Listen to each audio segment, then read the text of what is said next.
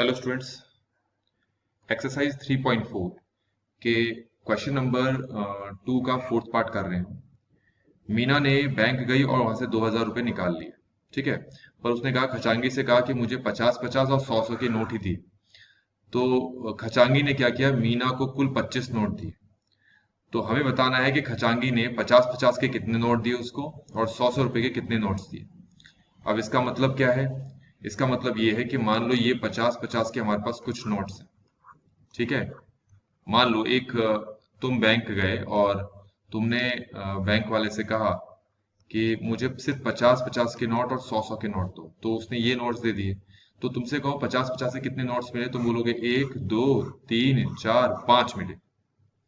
और 100-100 के कितने नोट्स मिले, 1 2 3 4 5 6 7 8 9, है ना? तो 100-100 के आपको 9 नोट मिले और 50 के आपको कुल 5 नोट मिले। अब मैं तुमसे कहूंगा इन नोटों का मूल्य कितना है, तो तुम कहोगे कि 50 के 5 नोट मिले, तो मतलब हो गया 50 मल्टीप्लाई 5, और 100-100 के कुल 9 नोट मिले हैं, तो मतलब 100 मल्टीप्लाई 9, इन दोनों को जोड़ दो तो कुल मूल्य आ जाएगा। और अगर मैं आपसे कहूं कि कुल नोट कितने प्राप्त हुए आपको, तुम कहोगे कि 100 के 9 नोट प्राप्त हुए, 50 के 5 नोट नोट प्राप्त हुए, तो ये 9 प्लस 5 आ जाएगा आपके पास 14। इस क्वेश्चन में भी यही कहा है। तो हम ऐसा मान लेते हैं कि जो मीना है, मीना को 50 के 50 के नोट प्राप्त हुए। हम मान लेते हैं उसको 50-50 के उसने एक्स नोट लिए बैंक से। ऐसे ही उसने जब 100-100 के नोट प्राप्त हुए, 100-100 के कितने नोट प्राप्त हुए हमने मान लिया वाई। तो कुल नोट कितने मिले उसको, देखो 50-50 के उसको एक्स नोट प्राप्त हुए, 100-100 के उसको वाई नोट प्राप्त हुए। तो हमारे हिसाब से उसे जो कुल नोट प्राप्त हुए वो थे एक्स प्लस वाई, और क्वेश्चन के हिसाब से कितने थे, 25। तो जो क्वेश्चन का हिसाब था और हमारा जो हिसाब था, दोनों क्या हो जाएंगे, बराबर। तो इस तरीके से आपको ये पहला समीकरण यहाँ पर मिल जाएगा। ये समझ में आ गया होगा। अब आते हैं दूसरे केस में कि एक नोट की कीमत है 50 रुपए, तो एक्स नोट की कीमत कितनी होगी, 50x। ठीक है, एक नोट की कीमत है 100 रुपए, तो आपने तो वाई नोट्स निकाले, तो वाई नोट्स की कीमत कितनी होगी, 100y। इसका मतलब ये हुआ कि उसने बैंक से इतने रुपए और इतने रुपए निकाले, तो कुल कितने रुपए निकाले, 50x प्लस 100y हमारे अकॉर्डिंग। ठीक है, हमारे हिसाब से उसने बैंक से कुल इतने नोट निकाले और क्वेश्चन के हिसाब से कुल कितने निकाले, 2000। तो ये हमारे पास दूसरा समीकरण बन गया है। हम क्या करते हैं, इसको थोड़ा सा सिंप्लीफाई कर लेते हैं, इसको दूसरा समीकरण ना मानकर इसको थोड़ा सॉल्व कर लेते हैं। कैसे करेंगे, देखो ये जीरो यहां से कट गया, यहां से कट गया, यहां से कट गया, तो देखा जाए तो हमारे पास समीकरण बन गया 5x plus 10y equal to 200। हम इसको भी और काट सकते हैं। ठीक है, देखो 5 के पहाड़ से कटेगा ये, 5 एकम, ये 5 दूनी, और 5 चक्को 20 40। तो हमारे पास जो दूसरा समीकरण बना वो x plus 2y equal to 40 बना। मैं इसको दूसरा समीकरण मानूंगा। मेरे हिसाब से यहां तक आपको समझ में आ गया होगा अब तक। अब हम इसको आगे करते हैं। अब ये दो समीकरण बने हमारे पास, इनको विलोपन विधि से हम हल करने की कोशिश करते हैं।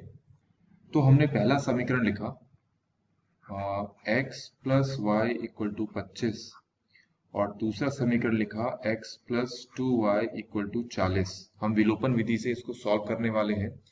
तो उसके लिए आपको क्या बताया था कि जो ये दूसरा समीकरण है, ये दूसरा समीकरण जो दिखाई दे रहा है, इसमें जो y का गुणांक है 2, y का कोफिशिएंट है, इसको यहाँ 2 से इस पहले समीकरण में सभी पदों को 2 से गुणा करना है।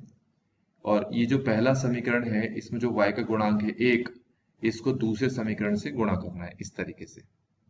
अब हम क्या करेंगे, 2 को x से गुणा करेंगे तो ये 2x आ जाएगा, प्लस 2 को y से गुणा करेंगे तो ये 2y आ जाएगा, और 2 को 25 से गुणा करेंगे तो ये हमारे पास कितना आ जाएगा, 50।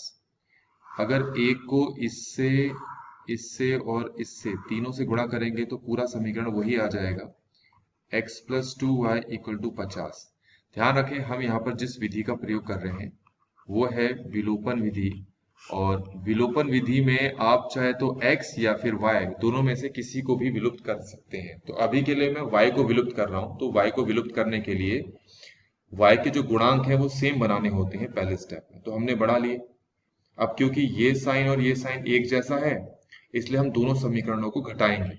तो घटाने का मतलब है ये जो x है इसके आगे यहाँ प्लस का साइन है तो ये बदल के हो जाएगा माइनस, इसके आगे ये प्लस है तो ये हो जाएगा माइनस, 40 के आगे भी प्लस है तो हो जाएगा माइनस। तो ये दोनों कैंसिल आउट हो जाएंगे। अब ये जो x दिखाई दे रहा है इसके आगे कोई नंबर नहीं लगा है तो मतलब 1 लगा है। 2x माइनस 1x हो जाएगा 1x, और खाली x भी लिख सकते हो। 50 माइनस 40 ये हो जाएगा हमारे पास 10। तो हमारे पास x का मान कितना आ गया? 10 आ गया। अब x का मान आ गया तो हमें y का मान भी निकालना है। तो उसके लिए आप दोनों समीकरणों में से किसी भी समीकरण में इस मान को रख सकते हैं। मैं क्या करता हूं, मैं इस x इक्वल टू 10 को इसको पहले मान में रख ले, पहले समीकरण में। पहला समीकरण क्या है हमारे पास? x plus y equal to 25 था।